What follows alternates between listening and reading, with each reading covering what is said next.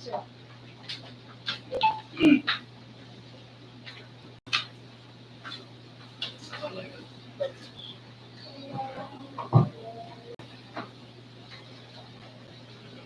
afternoon once again. Uh, Before we proceed to the activity that is scheduled today, the private conference of 23 PK GPK 0090, may I request Moses to lead us a prayer? At least number.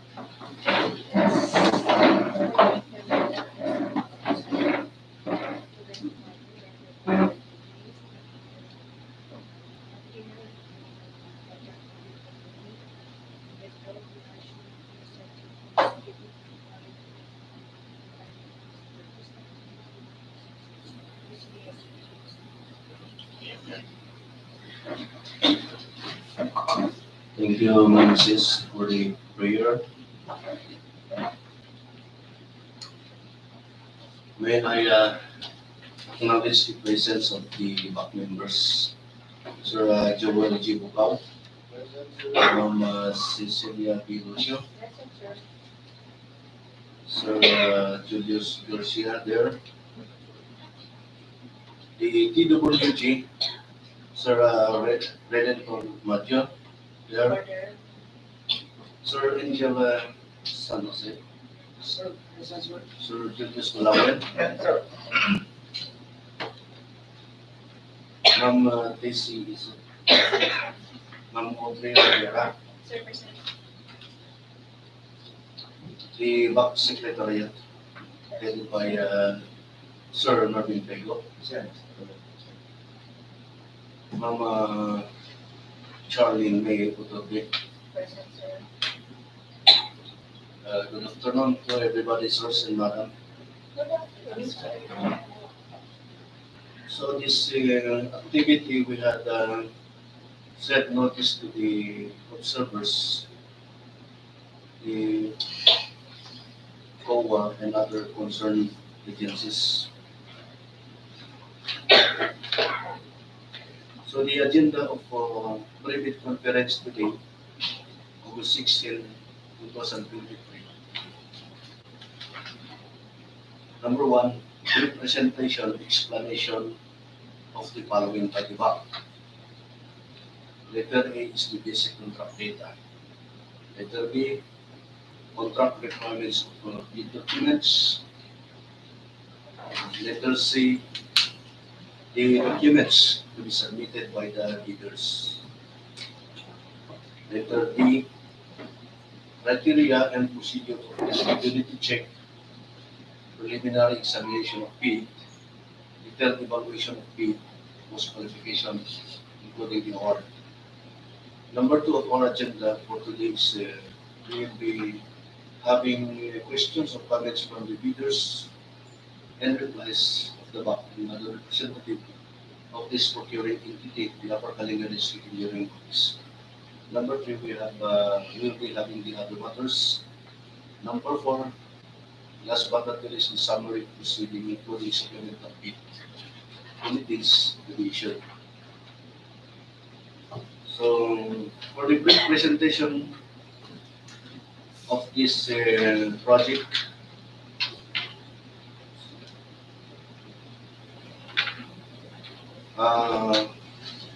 the contract ID of this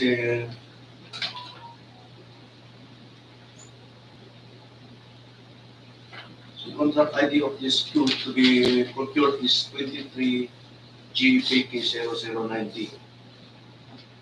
The contract name is 23 2023 2023-08-094 thermoplastic pen and reflectorized pen.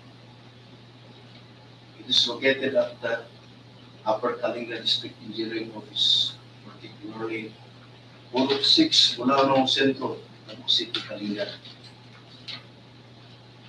This has the approved budget for the contract in the amount of 1,200,000 pesos and 200 pesos. 1,200,205 pesos.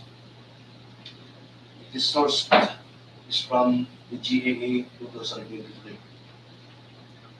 The duration for this procurement, if bid is 10 calendar days. For the contract cost of bidding, document 5,000. Advertised last August 10, 2023. Pre-bid conference is today. And the submissions of bid should not be later than 2 o'clock p.m. of August 30, 2023, which is scheduled also to be opened the same date, August 30, 2023 at 2 o'clock p.m. afternoon.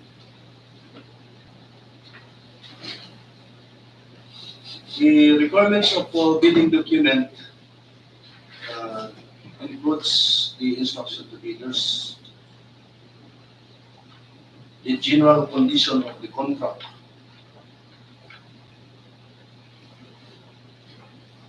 the specific condition of the contract, they are all here.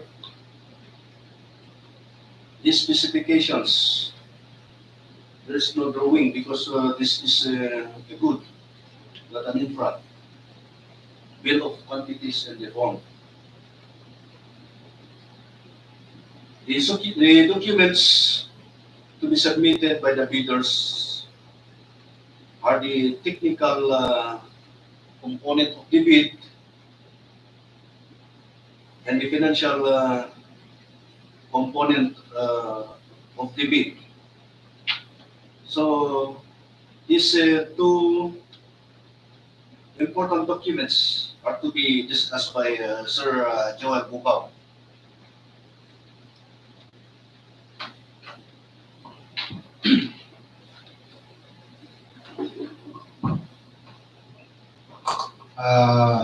For the requirements as to technical, we have here this is a purchase for goods. The most important is the field registration with legal documents such as a engineer's permit, tax clearance, annual financial statement for the past 2 years,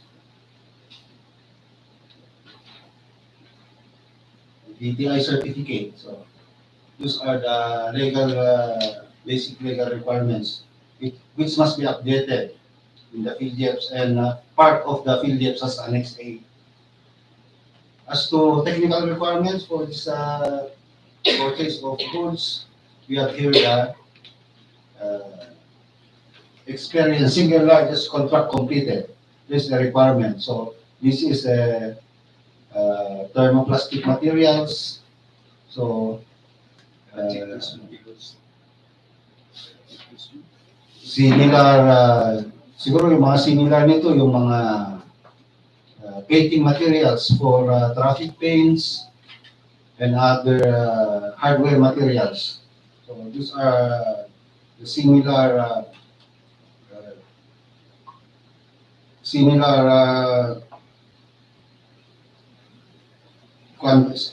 goods for this specific procurement. So if you have experience for supply of a traffic paint, I think this is similar to a thermoplastic traffic paint. So you may use that as your experience. So this is 1.2 million, so you need worth 600,000 work experience for the as to our bids and awards bidding document for the past 3 years. So if your experience is 20 years past, so we will not consider that as an experience. That's the technical requirement for this purchase of goods. And your delivery schedule. And for the financial requirement, as part of the technical component, we have the NFCC, Net Financial Contracting Capacity. So you must have an NFCC equal or more than the ABC of 1.2 million. So that's the basic component of the content of the technical proposal for these goods, purchase of goods. For the financial component, we have here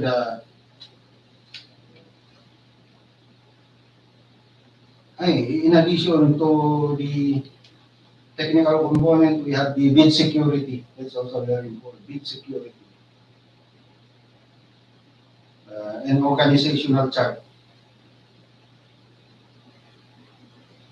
List of major equipment, not required. At least this is an omnibus sold statement. Those are the content of the technical component of the bid proposal. For financial component, we have here the bid form, bid prices in the bill of quantities and detailed estimate, and cash flow. Those are the components of the financial component.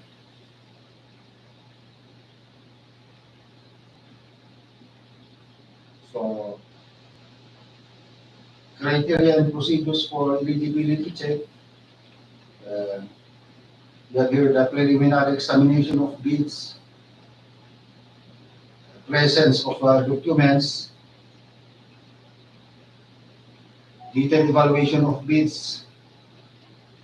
During the preliminary examination, we don't only check for the presence of the document. If we observe or see some lackings for the content or contents of that document, you might be disqualified. So that is the procedure during the criteria for bid opening. So, Mr. Chairman, so I think if there are any questions or clarifications regarding that contract or project.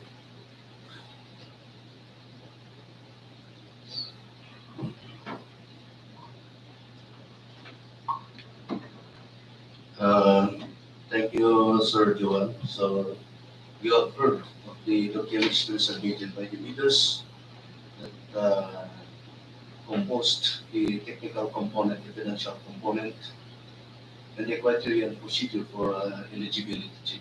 So once again, we are reminding that the submission of bidding documents will be 2 o'clock p.m. of August 30. So during the bid evaluation, as stated by Sir Joel, so we will look into the lowest responsive bidder. Lowest responsive bidder, meaning to say lowest responsive all the document attached are all qualified. And during that pre-bid evaluation, during that evaluation, it will also still undergo post-evaluation on the correctness of the documents submitted by the contractor. Any comment from the group, from the BAC Secretariat? No, sir. From the other members of the Bidanor Committee, Moses, from the technical working group, any suggestion or any supplement or complement for the benefit of this activity? There being none, we had that summary proceedings that we have discussed the presentation of the project that includes the basic contract data, records of bidding, documents of, to be submitted by the bidders that includes the technical component, the financial component. We have just discussed also the criteria and procedure for eligibility check, preliminary examination of bids, the evaluation of bids, post qualifications, and including award. There being no more things to discuss, time check. It's now 2:31 p.m. The pre-bid conference activity is now adjourned. Thank you very much.